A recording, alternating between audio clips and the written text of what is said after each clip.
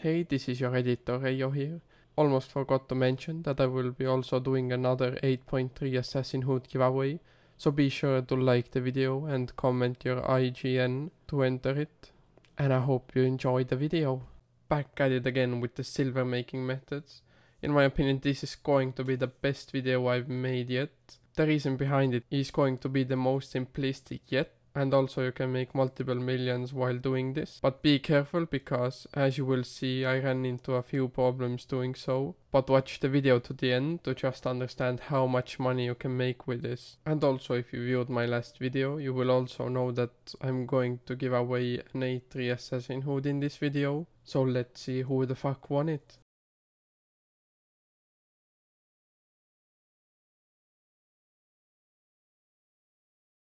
Looks like it's some guy called the Buzzy B. I'll be sure to message you in the game, so you could get your reward.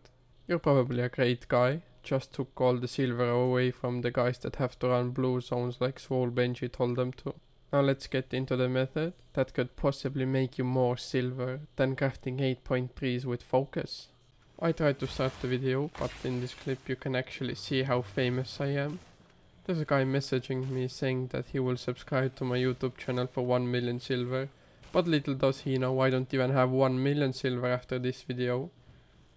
So if you see me in game, don't be afraid to walk up to me. I am going to be charging you a small fee though, that's probably going to be around 5 million silver.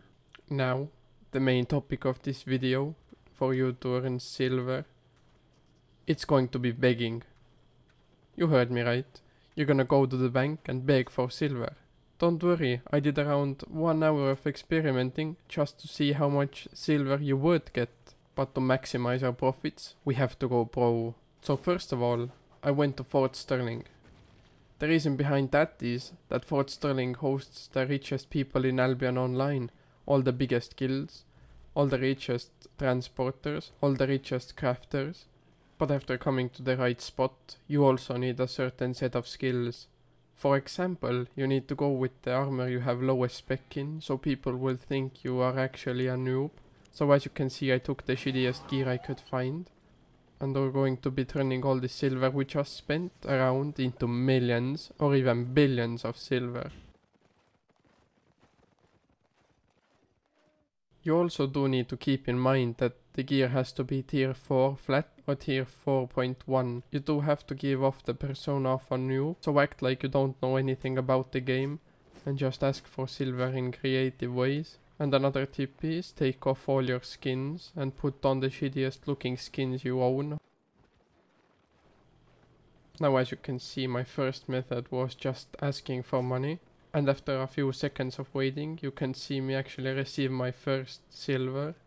And it's not just normal change, it's 12k silver. You know what you can do with that? You can buy food, you can buy potions, you can upgrade your house. It's better to ask yourself, what can I not do with 12k silver? Now, since it does take a little bit of time, I will fast forward the video for you, so you don't have to sit through the time I had to actually be there. Now, since my first tactic of just asking for money didn't work anymore, I decided to move on to new tactics.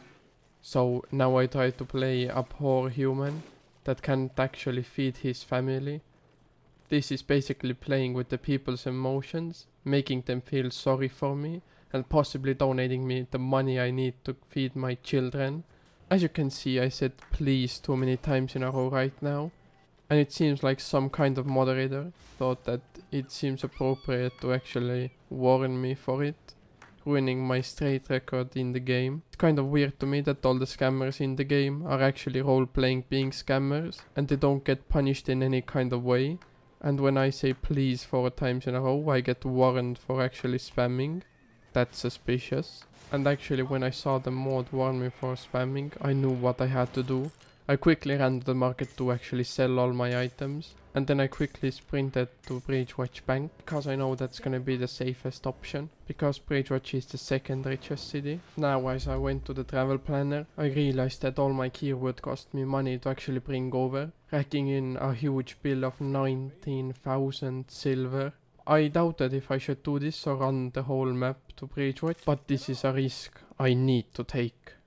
Now, I'm at the Bridgewatch market and I decided to actually choose the market, not sit near the bank. The reason for that actually is that people come to the market to actually spend money, so all the people here should have money to spare for a poor little bloke like me. So right now I was acting like a poor little newbie, saying that I can't afford to buy a 4.1 set. So a guy actually donated me a lump sum of 10,000 silver. As you can see, relocating to Bridgewatch was the best idea I ever had. Since my past tactics didn't work anymore, I decided to actually start targeting people. As you can see here, I actually used Google Translator to get this Russian guy to donate me some silver. It was a nice try, but sadly it didn't work in the end, so I had to move on to new and harder tactics. I also found out another manipulating tactic that might work for you.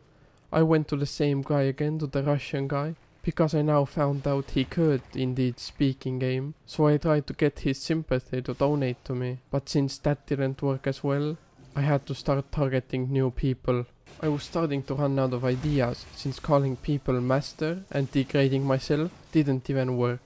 I figured out that the Bridgewatch people hadn't seen my best tactic yet, but since the guy with the bear was running away from me and didn't give me 10,000 silver, I decided to use my hidden tactic. That was telling them that I had to sell my children's body parts for silver. So the first thing I thought of was that Timmy had to sell his toes. And after that, I made a really clever pun, saying that Timmy can't stand it anymore. Did you get that one? Stand. Since he doesn't have any toes. And when I got confronted about having 200 million total fame, I decided to play it cool and say that I went broke. But when I was asked how, I quickly had to think of an excuse. So the first thing that I thought of was that I went into debt with gambling and an alcohol addiction.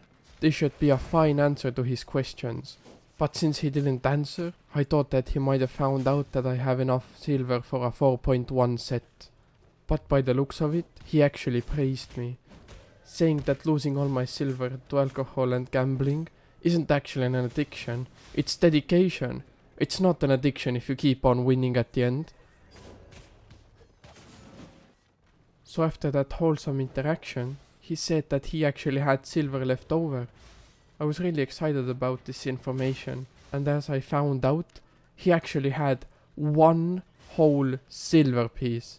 You heard me right, a whole piece. Not two, not three, but one piece. I knew the one piece was real. Since I found out that the one piece is real, I now quickly had to escape from the bank before they caught me. When I reached the bank of Bridgewatch, I realized that only 54 people were there. But I thought that I should still try to ask for money, because if I don't, my children will starve. As I found this rich husky man, I asked him for silver, but he said he was poor at the moment. So I had to try and get under his feelings, under his skin, I could say. So I told him that little Susie had to sell her socks on the internet for money. And after that he didn't answer me anymore, so I had to move on to new people, otherwise my children would have to turn to cannibalism. I found the next target, a rich guy on our elite board. So I decided to ask him for silver, for some compassion. But as I received no answers for him, I realized that I had to move on to my new victims. The next person was going to be a guy called Sir Arthur. I called him Sir Arthur the Great, my master, everything, but nothing seemed to work on him. He was either just ignoring me, or he was actually away from his keyboard, but we will never know for sure. As I was just finishing up harassing another person, I was using all kind of tactics. After that, I walked back to the southeast of the bank, and then I realized Sir Arthur was gone. He was actually ignoring me. He wasn't away from his keyboard. He just didn't want to be bothered by a poor little bum like me. He thought he was too great for me, too rich, too cool, just like all the kids at school. I found the guy with the bear again, trying to ask him for money once again. I thought that this was going to be my last attempt, trying to actually get a little bit of silver, trying to get some help from the people of Albion. but it seemed that only a few wanted to help me. As I was poking the bear, a guy next to me actually traded me and gave me 10,000 silver. The guy with the bear actually thought he could get away from me, but I had to play the nastiest tactic I had ever played. I decided to message one of the recruiters from his guild so I could expose to him how cruel and how selfish his guildmates were. This will surely bring me in a lot of silver for the repercussion.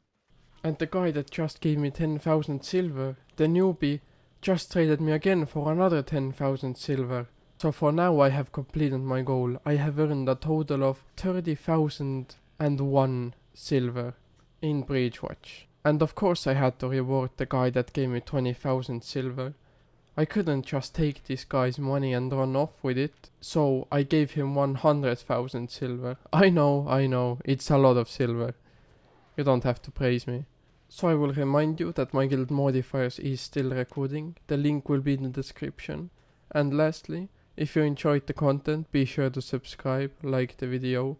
With that said, I do hope you make money from this method. Good luck and see you in the next video. Shine bright like a diamond. Shine white like a diamond.